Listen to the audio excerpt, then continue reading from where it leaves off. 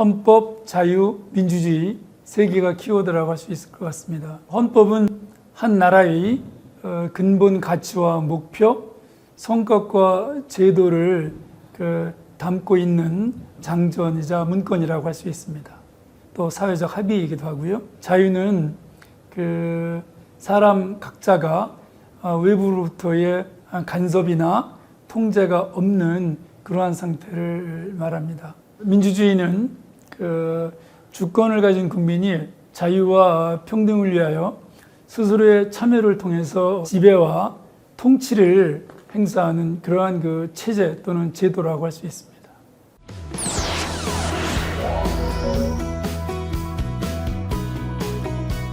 네, 안녕하십니까. 저는 연세대학교 지역학과 평가정의 박명림입니다.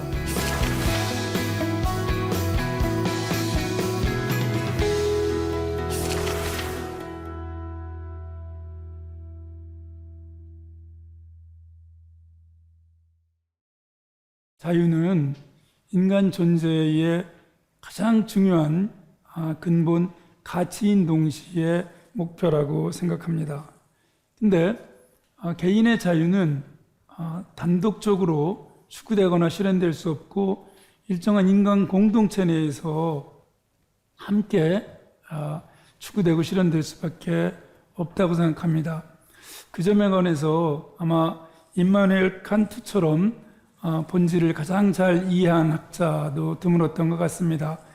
모든 헌법과 법률, 제도를 만들 때 최선의 필수적 이념은 인간의 최대의 자유에 관한 보장이다.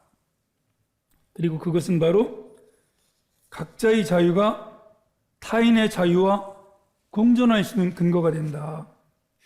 그런데 오늘 제가 조금 중점적으로 말씀을 드리려고 하는 것은 일반적으로 이야기되는 자유주의에 대해서가 아니라 자유 자체의 이해와 규정 또는 발전의 문제입니다. 첫 번째는 역사적이고 구조적인 기원, 요인들을 좀 살펴봐야 될 것 같습니다. 요컨대 자유, 헌법, 민주주의 이러한 보편적 체계와 담론들이 어떻게 한 사회에서 발양되고 또 발전하는가의 문제라고 볼 수 있을 것 같습니다. 이 문제는 계급 구조라든가 정치 문화라든가 이런 걸 통해서 내부 요인을 강조하는 시각과 그렇지 않고 국제적인 정치 변동이나 어떤 전쟁, 문명의 확산 이런 것들을 주목하는 두 가지의 시각이 대립되고 있습니다. 두 번째 문제는 과연 자유가 헌법과 민주주의 어떤 요인에 의해서 보다 더 안정적으로 보장되고 수호될 수 있냐는 문제입니다. 이 문제는 논쟁점이 여기서 분명한데요. 인간이 정치적으로나 경제적으로 누릴 수 있는 자유의 문제를 최소 조건에 대한 실현이나 추구 없이 법률 규정만으로 추상적으로 규정되었다고 이것이 가능하진 않다는 것을 이렇게 말씀드릴 수 있을 것 같습니다. 근대 이후 초기에 이제 전제 왕정으로부터 탈피했던 시기에는 공화적 자유가 굉장히 중요해요. 공화국을 이제 수립하려고 물론 그 당시 실패했지만요. 그 다음에 이제 해방 후에는 냉전, 분단, 전쟁 과정에서 공산 체제로부터 자유를 수호하려는 방어적 자유가 조금 성격이 강했던 것 같습니다. 그리고 이제 남북 분단이 어느 정도 이제 확고해지고 한국 전쟁 이후에 그 다음에 한국에서 본격적인 민주주의 제도가 작동하던 시기에는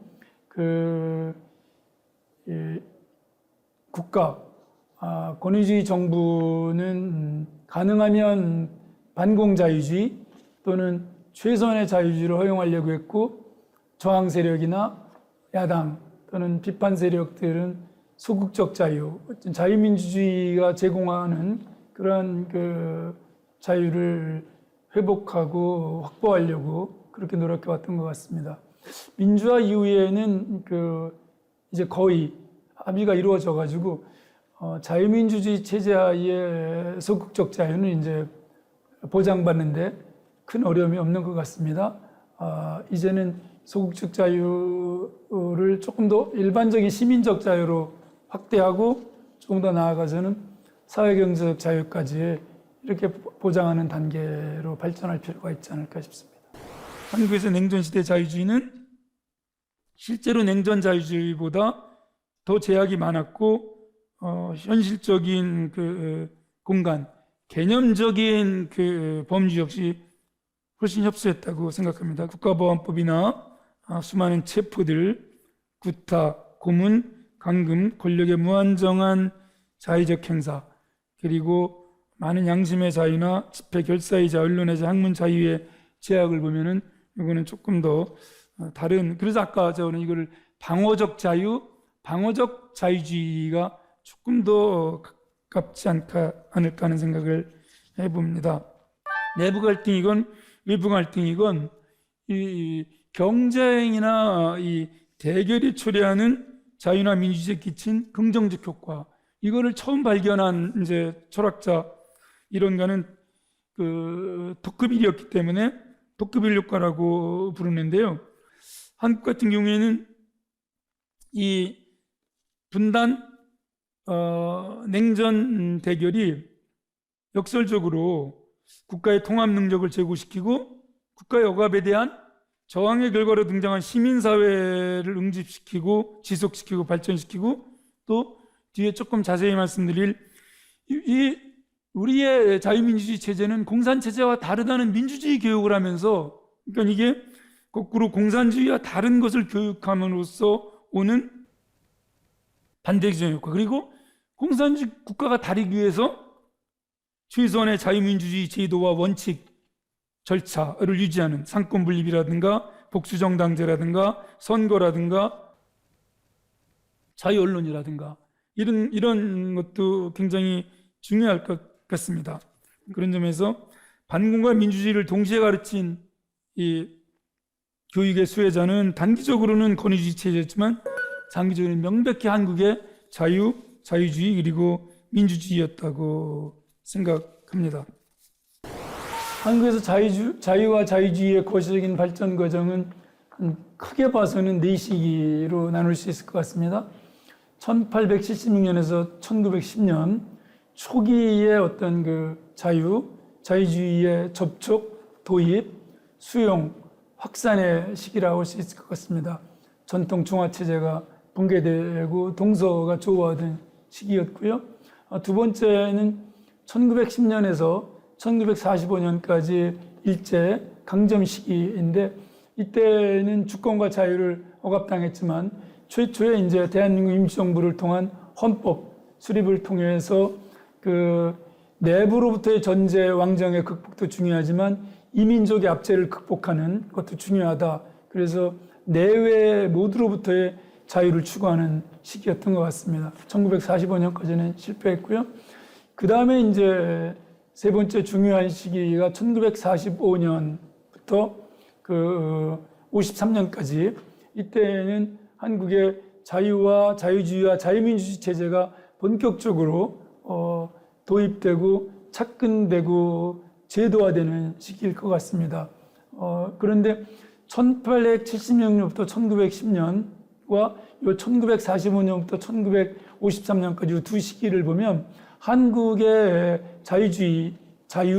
자유민주주의가 도입되고 확산되는 데 있어서 국제적인 요인, 국제 질서의 변동이 아주 결정적으로 중요하다는 점을 알 수 있을 것 같습니다. 그리고 그때부터는 이제 1987년까지, 이때까지 이제 한국의 또는 자유주의, 그리고 자유민주주의 체제에는 비교적 냉전, 권위주의의 영향을 많이 받았던 소극적 자유의 시기이고, 1987년이 또 하나의 중요한 계기인데, 이때는 이제 앞에의 국제적 계기와는 달리 국내 민주화 운동, 또 그런 사회경제적 발전, 민주주의의 어떤 그 요구 이런 것들을 반영해서 국내적 계기를 통해서 자유가 확산되었다고 말씀드릴 수 있을 것 같습니다.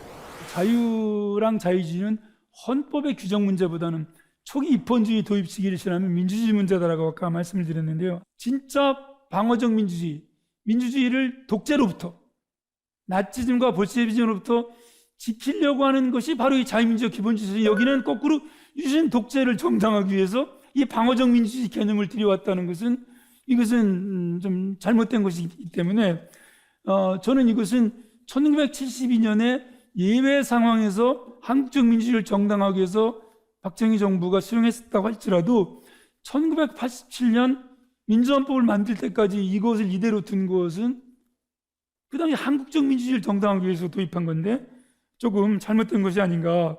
저희 헌법은 48년부터 항상 그 사회 정의의 실현과 균형 있는 국민경제의 발전이 대한민국 경제 질서의 근본이었습니다.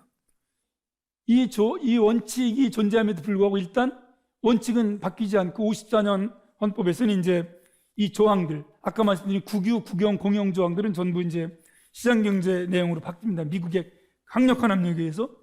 첫 번째 이게 경제 조항의 중대한 변화입니다. 시장경제 조항을 받아들이는. 조금 더 큰 변화는 5.16 쿠데타와 함께 5.16 헌법에서 아까 말씀드린 대한민국 경제 질서의 기본이 바뀝니다. 개인과 기업의 경제상의 자유와 창의 존중이 근본으로 오고 균형 있는 국민경제 성장, 적정한 소득 분배는 그 밑으로 내려갑니다. 자유가 위에 올라옵니다.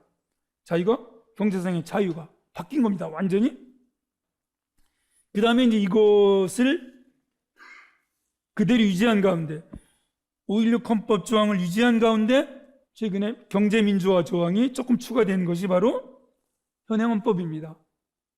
그러면 1948년 헌법의 경제상의 기본 원칙과 1962년 5.16 헌법, 1982년 헌법은 거의 근본적인 변화가 있어 왔습니다. 자유의 발전과 보장을 위한 두 가지 요소가 중요합니다. 하나는 그 법치, 그 입헌주의 또는 헌정주의라고 부르는, 그러니까 인치에서 그 법치로 넘어오는 근대 입헌민주 국가를 만드는 게 중요하고요. 그리고 두 번째는 다수결, 그 대표, 의회와 같은 이런 그 민주주의, 특히 대의민주주의의 발전이 굉장히 중요합니다. 그런데 초기에는 그 입헌주의, 법의 지배 원칙이 중요하지만 그 전제 왕정에서 민주공화국으로 넘어간 다음에는 이 법치보다 훨씬 중요한 것이 국민의 의사를 잘 반영하는 다수결, 대의주의, 민주주의입니다. 그래서 자유의 보장과 실현을 위해서는 민주주의가 다수결이 법치, 헌정주의를 규정하는 그런 민주헌정주의가 소수 엘리트들이 법을 통해서 다수나 의회를 또는 국민을 지배하는 그런 헌정민주주의보다 훨씬 더 중요한 요소라고 말씀드릴 수 있습니다. 자유의 두 기반은 다수결과 법의 지배, 그리고 민주주의와 헌정주의라고 모두에 말씀드렸습니다. 오늘날 다수결이 포퓰리즘으로 흐르는 그런 그 경향이 강하고 법의 지배나 헌정주의는 더욱더 강력한 법규주의로 이렇게 또는 사법 통치사회라든가 정치의 사법화 현상으로 이렇게 양극화되고 있습니다.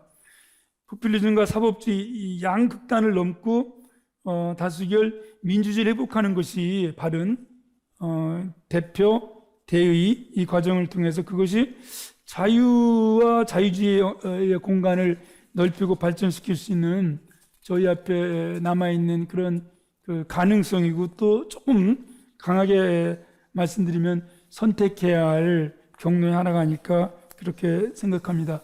이것으로 제 발표를 마치도록 하겠습니다. 경청해 주셔서 감사합니다. 과거에 저희는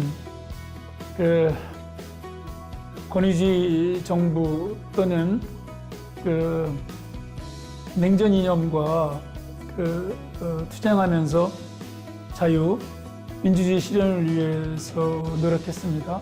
그런데 이러한 시민적이고 정치적인 자유가 과연 우리들의 영혼, 우리들의 삶에 그런 자유로 연결되어 있는지에 대해서는 자신할 수 없습니다. 특별히 가장 가슴 아픈 것은 희망의 격차가 너무 커지고 있습니다. 그것은 희망의 격차만큼 저희들의 불안의 격차도 크고, 그것은 아마 자유의 격차로 연결될 수도 있습니다. 이것은 잘못된 사회입니다. 그래서 저는 청년들이 자유케 할 수 있는 그런 사회, 그런 토대, 그런 조건을 놓는데 정말 기성세대, 그리고 우리 사회의 여러 제도와 자원을 배분하고 결정하는 데 있는 분들이 훨씬 더 이 문제에 대해서 부끄러워하고 책임의식을 가져야 된다고 생각합니다. 너무나 여러 면에서 차이와 격차가 큰 이 사회가 빨리 하나의 인간 공동체, 하나의 희망 공동체, 하나의 자유 공동체로 거듭났으면 좋겠습니다. 감사합니다.